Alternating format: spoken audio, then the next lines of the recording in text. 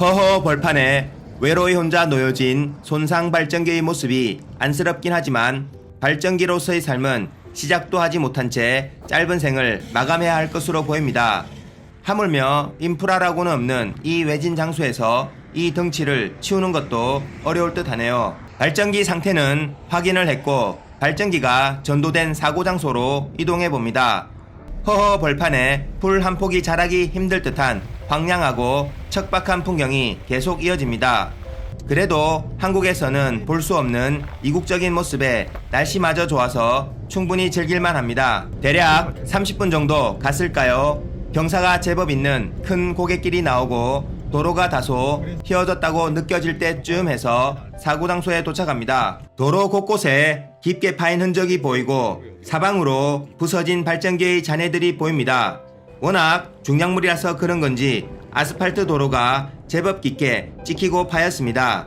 부서진 파손 잔해들도 주변에 많아서 사고 장소로 확인하기에는 어려움이 없습니다. 여긴 제법 경사가 있는 오르막길 도로가 하필이면 많이 휘어져 있어 중량물을 싣고 오르다가 도로가 휘어진 방향으로 화물이 전도된 모양인데 도로 모양이 충분히 사고가 일어날 만도 해 보이는데 하물며 여긴 장소도 좀 음산한 느낌이 듭니다. 감시조 뿌락치 누님의 삼엄한 감시 아래 눈치를 살피면서 저도 열심히 일하는 척 분주하게 움직여 봅니다.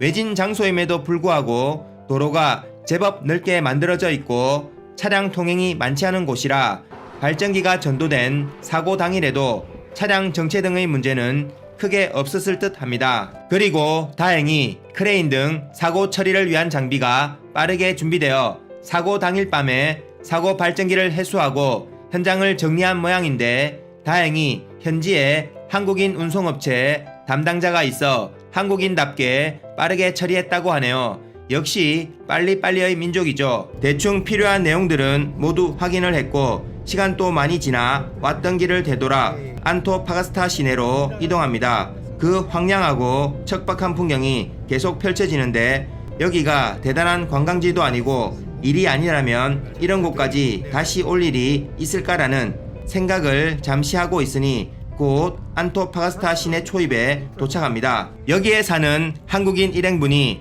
여기가 나름 안토파가스타의 상징과도 같은 곳이라며 해변에 내려주는데 뭐 대단한 풍경이 있는 것은 아니지만 모래 해변과 탁 트인 바다가 시원하게 펼쳐져 있습니다. 저 태평양의 반대쪽 끝 어딘가에 한국이 있겠네요. 해안 절벽이 아주 길거나 아주 크진 않아서 웅장한 느낌이 있는 것은 아니긴 한데 저기 앞에 보이는 가운데 구멍이 뚫린 바위의 모습은 다소 신기합니다. 억겁의 세월과 바람 그리고 파도가 만들었을 듯한 모습이긴 한데 유일무이하거나 압도적인 크기의 뭐 그런 정도는 아니고 구태여 찾자면 여기저기 제법 있겠네요. 안토파가스타라는 조형물 앞에서 기념사진도 한 장 촬영하고 잠시 둘러본 후 안토파가스타 시내로 들어가 봅니다. 도로 옆으로 바다가 계속 펼쳐지는데 해변가에 해수욕을 즐기는 사람들이 제법 보이네요. 시내 쪽으로 들어오자 차도 많아지고 길가에 사람도 많이 보여 이것도 나름 반갑네요. 파란색 바다와 날씨마저 좋은 파란색 하늘이 조금 전의 그 황량하고 척박한 풍경과 무척 대조적인데 이런 느낌도 좋죠. 나름 다 매력이 있어 골고루 즐기는 게 좋겠네요. 잠시 정차 중에 등장하는 이런 분들의 서프라이징이 신호대기 시간도 지루하지 않게 해주시는데 이것이 남미의 매력이라고 할까요? 거주구역 내부로 들어오자 이 동네도 길 양옆으로 높은 아파트가 많이 보이네요. 실내 사람들도 아파트를 좋아하나요? 하긴 아파트가 전 세계적으로 인기 중이긴 하죠. 저는 구축, 신축 가리지 않고 모두 좋아하는데 언제쯤 서울에 번듯한 아파트 한 채 장만할 수 있을까요? 이 가난한 집골이 월급쟁이의 삶으로 가능할까요? 이 도시의 제법 높은 곳 산 비탈에 햇볕이 가득 들어오고 저 앞으로 푸른 바다가 내려다 보이는 곳에 마을이 예쁘장하게 들어서 있습니다. 딱 봐도 좀 좋아 보이는 집들이 모여 있는데 여기서는 나름 부촌이라고 하네요. 햇살이 가득 들어오는 밝은 느낌에 거리도 깨끗하고 길가에 핀 꽃들도 예쁘네요. 집들 대부분이 흰색 같은 밝은색 위주로 색칠되어 있어 더 밝고 깨끗한 느낌입니다. 식사 시간이 많이 지났는데 게살 그라탕이 맛있는 곳이 있다고 해서 가보기로 합니다.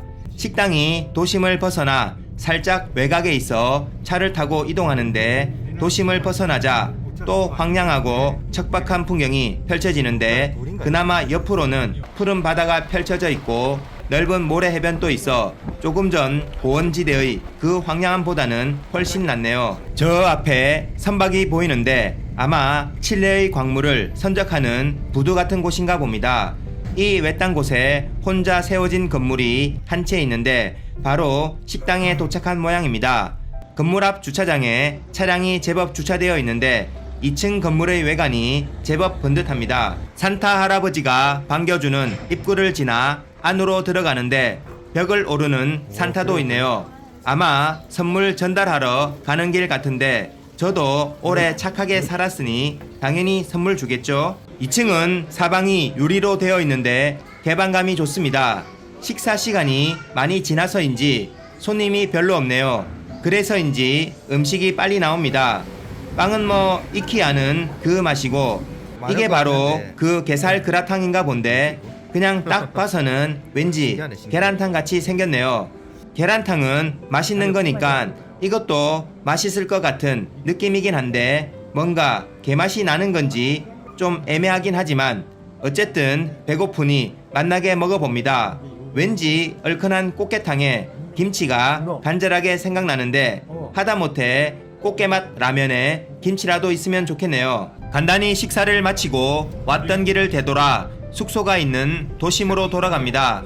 저 멀리 산비탈에 세워진 아파트 같은 건물은 너무 외진 곳에 세워진 느낌인데 산이 너무 민둥산이라 그대로 노출되어 더욱 외져 보이는 느낌이긴 합니다. 맥도날드 간판도 보이고 길거리 노점상도 보이고 뭐 우리 사는 거랑 별반 다르지 않은 모습인데 사실 사람 사는 것이 다 거기서 거기긴 하죠. 시차 적응도 아직 되지 않은 상태에서 잠도 제대로 못 자고 먹는 것도 좀 부실하다 보니 체력이 방전되어 약국에 들러 약을 구입해 보는데 약사인지 하여튼 친절합니다. 무슨 말인지는 모르겠지만 하여튼 약에 대해 아주 친절하게 설명해 주는 듯 합니다. 워낙 작은 도시라 도심이라고 해봐야 별로 크지도 않고 사람들도 그닥 많지 않습니다.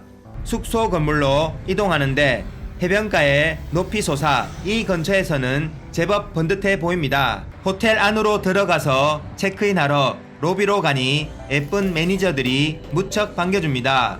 제가 어디를 가나 좀 환영받고 인기가 많긴 하죠. 닥쳐 이 병신 새끼야. 체크인 후 배정된 방으로 들어가서 완전 뻗어버립니다.